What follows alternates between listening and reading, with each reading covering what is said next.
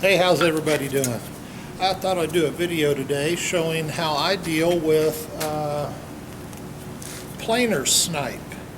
And if you guys don't know what planer snipe is, on thickness planers, on pretty much all of them, on the lead end of your board, your front end, you get the little, I don't know if you can see it there real good in the camera, you get a little bit of snipe in on the front of the board when you're feeding through the planer.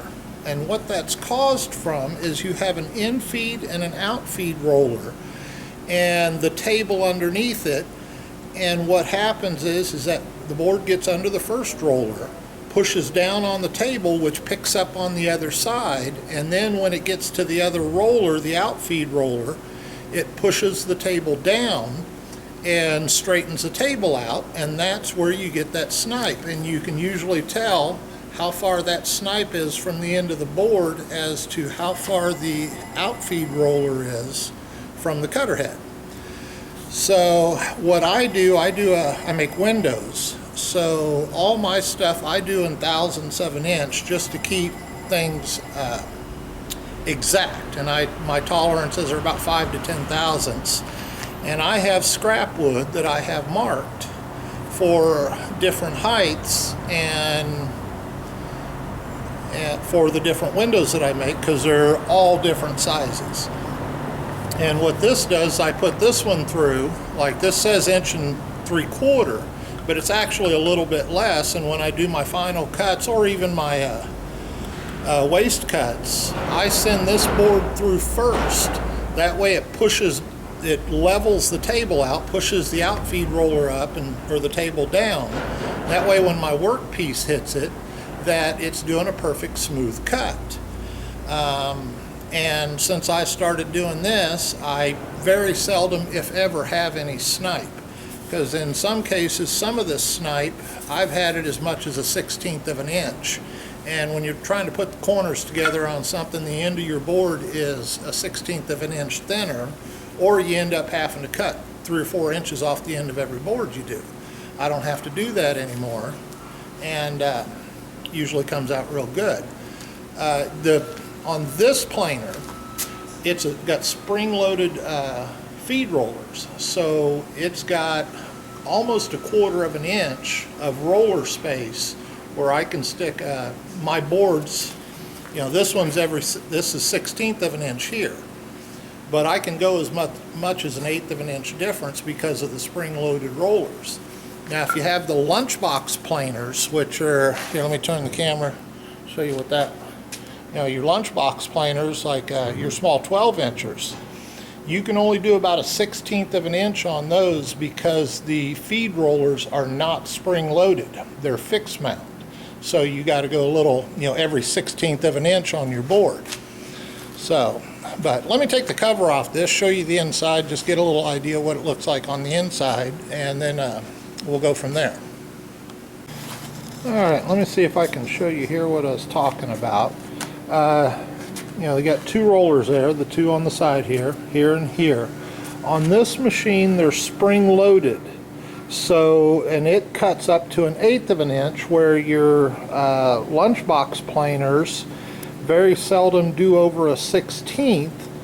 So that's why I can go with a little bit wider spread on the boards, meaning I can have an 1/8 inch difference for my lead board as opposed to my workpiece.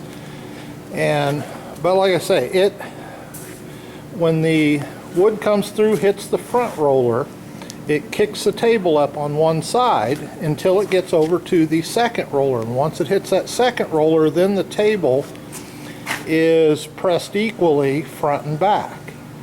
So if you start off with a lead waist board, and by the time your workpiece gets in, it has no real effect on it, and you don't get any of the snipe.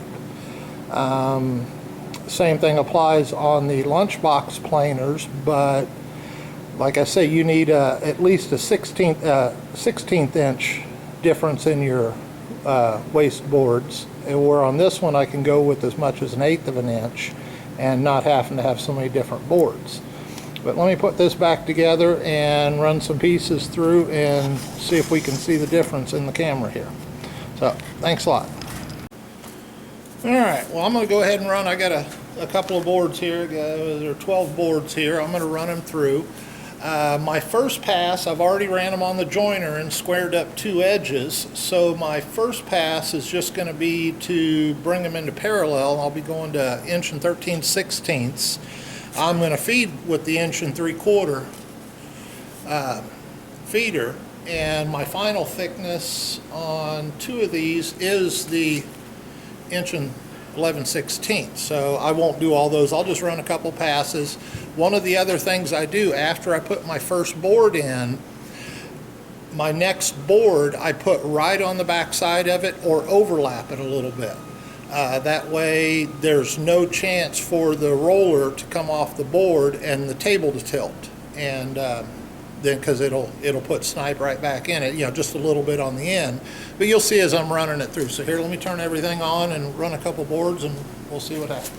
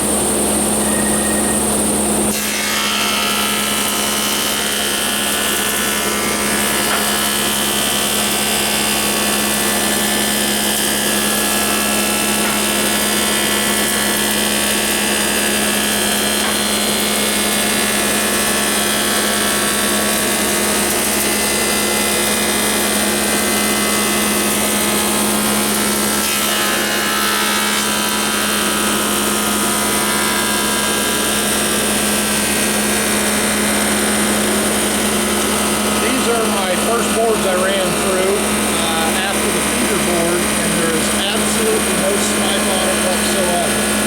And so it's working really good for me. It's working for you. Let me finish this up.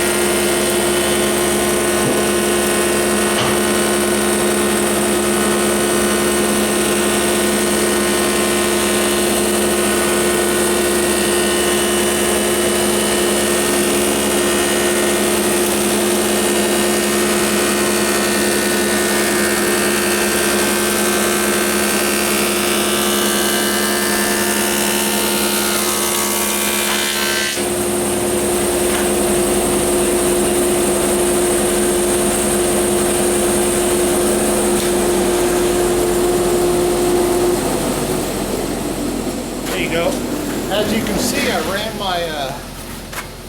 my lead board in after on the tail end to catch it from getting snipe off the back end also. So no snipe there. A couple other things I do when I do my rough cuts, because my boards are different dimensions, I always use the outsides of the cutter. And when I do my final dimensions and I send them through side by side, I come down the middle of the cutter, and that way I use the outsides of my blade for the rough cut and the center for the smooth cut on my final cut. And luckily this machine has got a speed control adjust So as I'm running back and forth when I have a whole bunch of work, I can slow it down for the shorter boards and make sure the next board goes right in behind the one before it. So that way I don't get any snipe. So hope this helps some of you out. Take care. Have a nice day.